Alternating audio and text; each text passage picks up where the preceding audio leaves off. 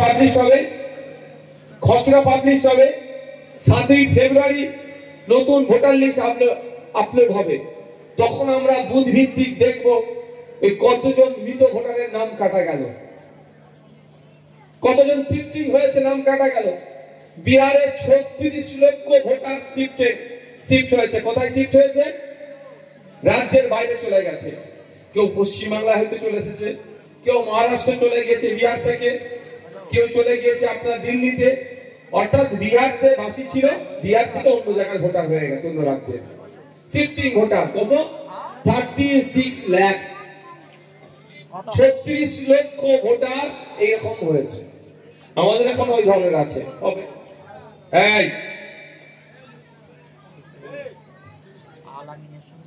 36 লক্ষ ভোটার এই ধরনের শিফটিং হয়েছে। আতঙ্কিত হওয়ার দরকার নেই।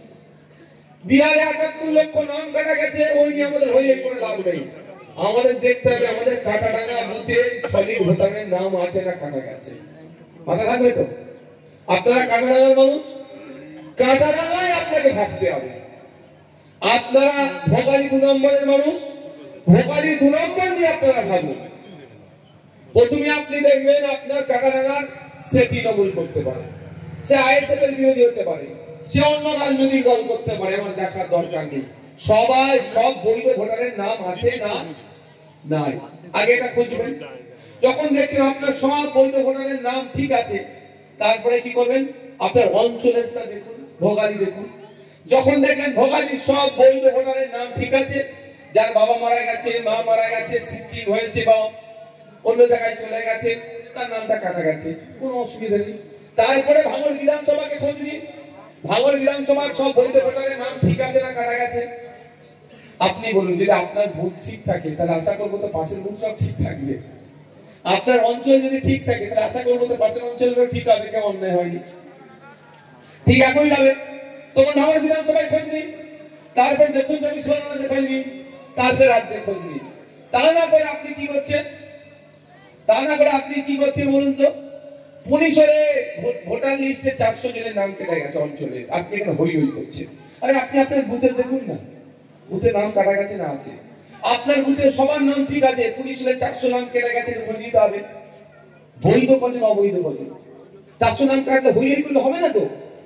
যদি মানুষ মারা থাকে, একটা বুথে আপনাদের বলছি 20, 30, 40, 60 জন পর্যন্ত মৃত ভোটারের নাম আছে।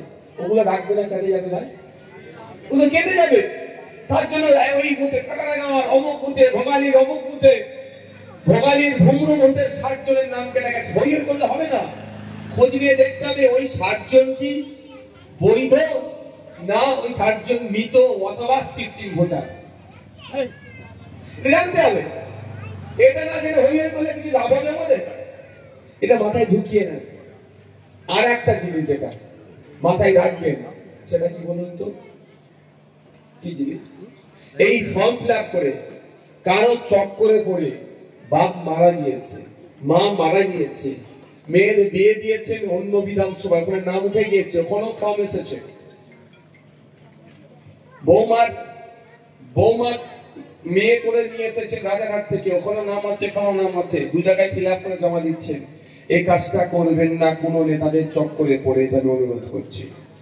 যেখানে আপনি সই করছেন বা আঙুলটা দিচ্ছেন, ওই গণনা ফর্মের লাস্টের লাইনে লেখা আছে 1950 সালের জনপ্রতিনিধিত্ব আইনের মনে হচ্ছে 31 নম্বর ধারাতে উল্লেখ করা আছে এই ধরনের অসত্য তথ্য দেওয়া হচ্ছে।